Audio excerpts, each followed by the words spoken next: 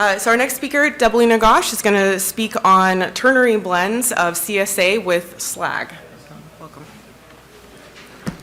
Hello, everyone. I'm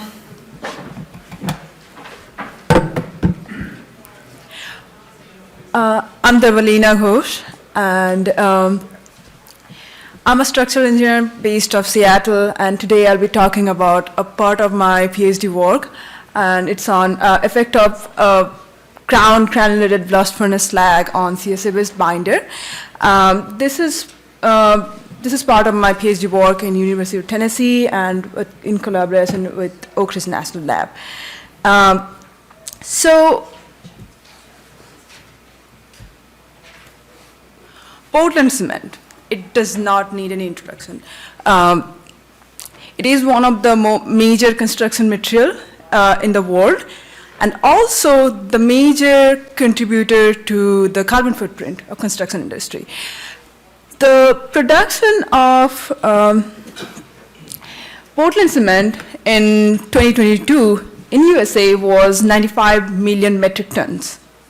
And that also means that 0.59 ton of carbon dioxide emitted per ton of cement manufactured. And also another fact is that major part of the energy that goes into producing a Portland cement comes from fossil fuel, which is non-renewable.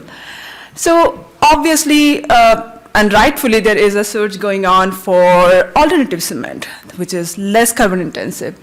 And there are many options, but concrete wears many hats. We have many applications of cement. So for fast track construction or anywhere we need higher strength cement, calcium sulfo-aluminate cement can be a really good alternative. So calcium sulfo-aluminate cement, like our last speaker said, it needs less temperature in the kiln to, which is like about 1200 Celsius compared to 1500 Celsius that is required for Portland cement. So that's the main difference between CSA and Portland cement, the mineralogy. The main clinker in the calcium sulfo-aluminate cement is yeelimite compared to Portland cement, which has alite and baelite. So yeelimite produces ettringite when it's in presence of water and gypsum, and whereas Portlandite produces calcium silicate hydrate. Now, Portland cement has been around us for many, many years, and we have pretty good amount of research for what are the chemical parameters that influences the hydration of Portland cement. What can we use to predict different aspects of fresh and hardened properties of concrete, that we have made using Portland cement. But calcium sulfo-aluminate cement still does not have that extensive study. But if we want to use calcium sulfo-aluminate cement more universally in more applications, we need to know what are the parameters that influences different part of different properties. Now, there is one chemical parameter that have been used to understand the hydration of yeelimite. That's the M value. It's the molar ratio of gypsum and yeelimite. Now, when we're talking about CSA, a lot of time it's not used alone because it has less workability, it has very short setting time, so most of the time it has been used as a composite binder. So it is used along with Portland cement or sometimes supplementary cementitious materials like slag. So whenever we are mixing more than one binder, we have more parameters, more player in the binder. So there is change in hydration reaction. So my main question, my main research question was, how does having composite binder changes the hydration reaction? What is the controlling hydration reaction in the CSA composite binder? And specifically, my focus was CSA with slag and Portland cement. So after that, my focus is to look for potential chemical parameters that I can use to understand the fresh and mechanical properties.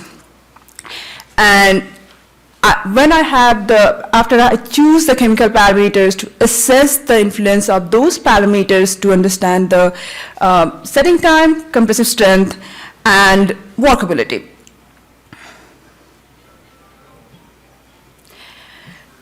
To answer these questions, I chose 29 composite binders using OPC, Slag, and CSA. 10 of the binary composite binders are with type 3 cement, with CSA and Slag. And these binary binders had about 100% CSA to 20% CSA. And in this study, I also used 19 ternary binders, which means it had CSA, Portland cement, and slag.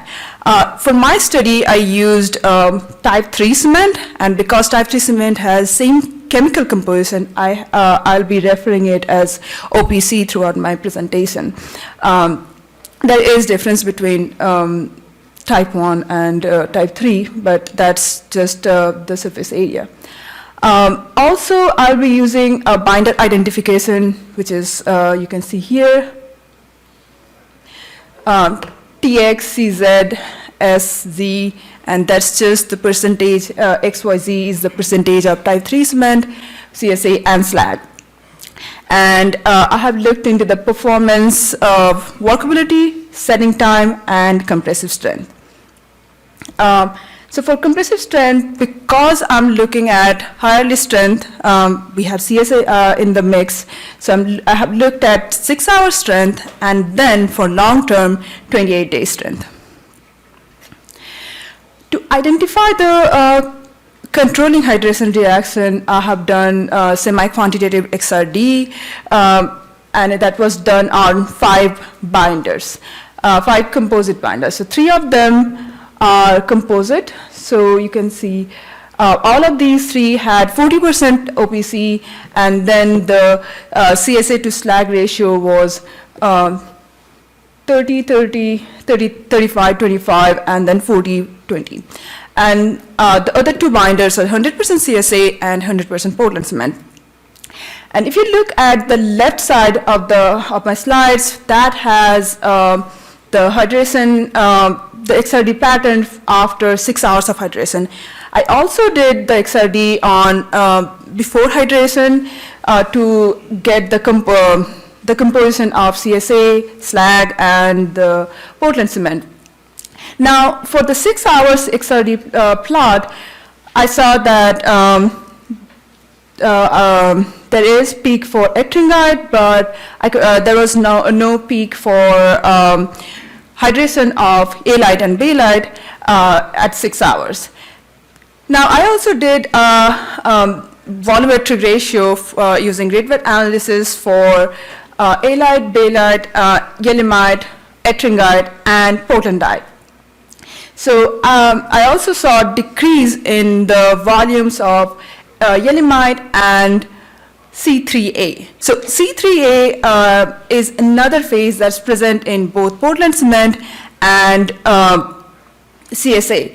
But in Portland cement, C3A hydration is postponed to allow halite and bakelite hydration because we do not want Portland cement to set too fast. But in case of CSA, it's already setting too fast.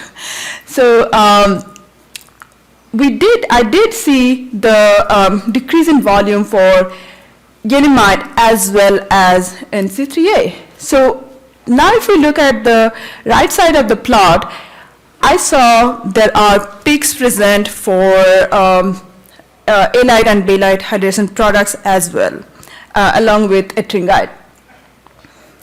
So That means that at the early stage, both yeelimite hydration and C3A hydration is happening.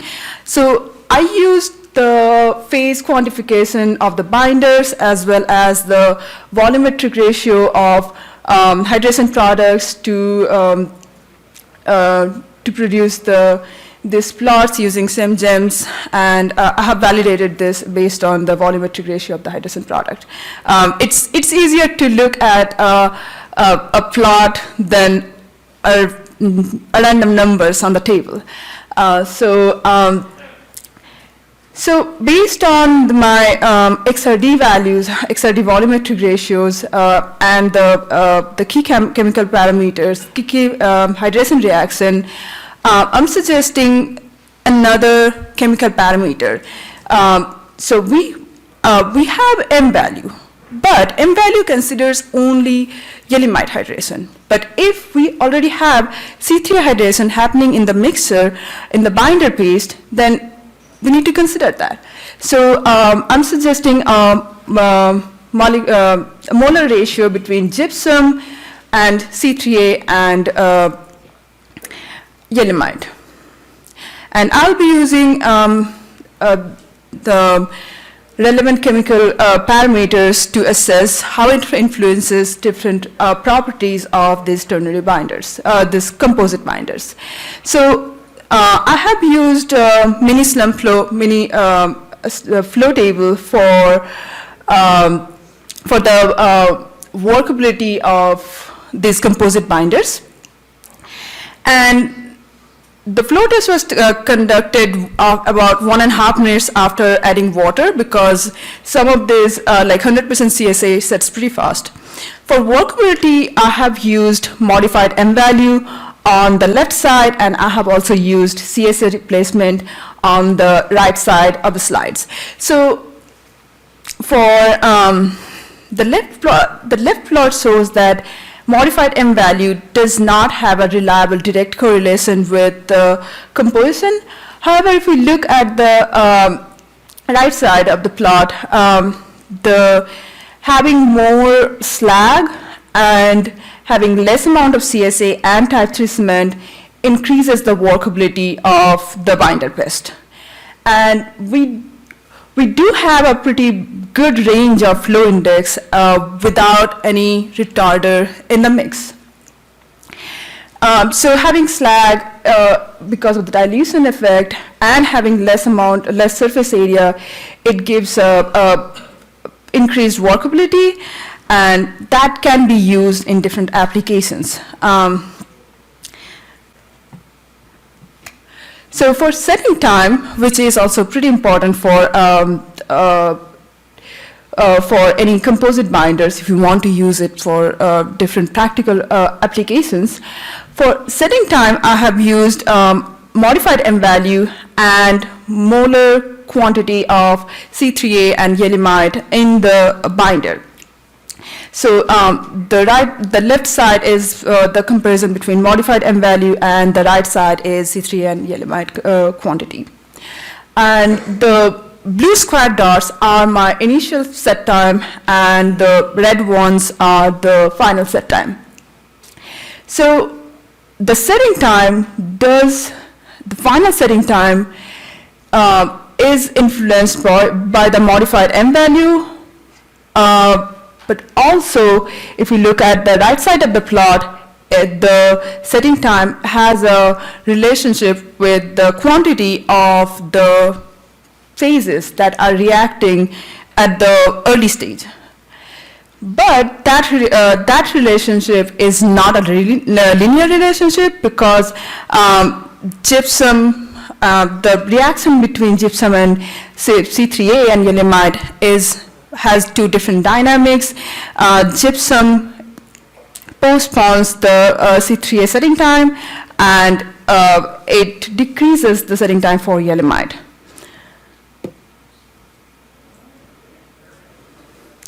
Now, for for compressive strength, that is one of our biggest concerns, right? Whenever we are talking about concrete, that is our VIP test. We have to get the compressive strength done. So for compressive strength, I used M value, modified M value, and quantification of phases as chemical parameters. The black and red shades are for 28 days and 6 hours strength. So now, M value for the data points at M value are more dispersed than modified M value, but it still does not give a really good correlation. Whereas the M value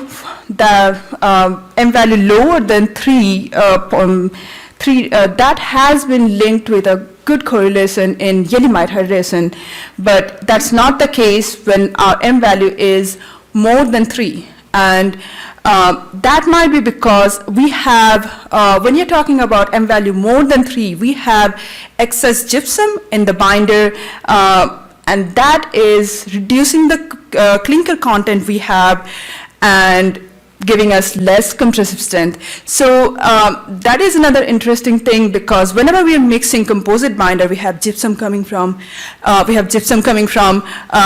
Portland cement, we have gypsum coming from slag. So we have excessive gypsum in the binder. So when you're looking for optimized ratio of binders, that is something we need to keep in mind, how much gypsum to clinker phase ratio we have in there. Now, if we look at the phase quantity, so on the left side we have C3A and yeelimite, and on the right side we have all 4 major phases, C3A, yeelimite, halite, and baylite. And we can see that at the early stage, which is 6 hours, we have a relationship between compressive strength and the C3A yeelimite quantity, whereas if we look at 28 days, we have a better correlation with the overall all 4 phases quantity. So the main key takeaway from my study is that early hydration and early properties like setting time, 6-hour compressive strength is controlled by the hydration of yeelimite as well as C3A, and the hydration for long term, that is more relied on all the phases including C3A and yeelimite. And if we are looking for a chemical parameter for composite binders, we do need to consider other binders as well. So if we are planning to use M value, that needs to be modified. And also, because we saw such a big range using any retarder or any admixture in the mix, we can use ternary binder, we can use other SCMs and OPC to provide a middle ground in early mechanical strength, workable time, and obviously the cost.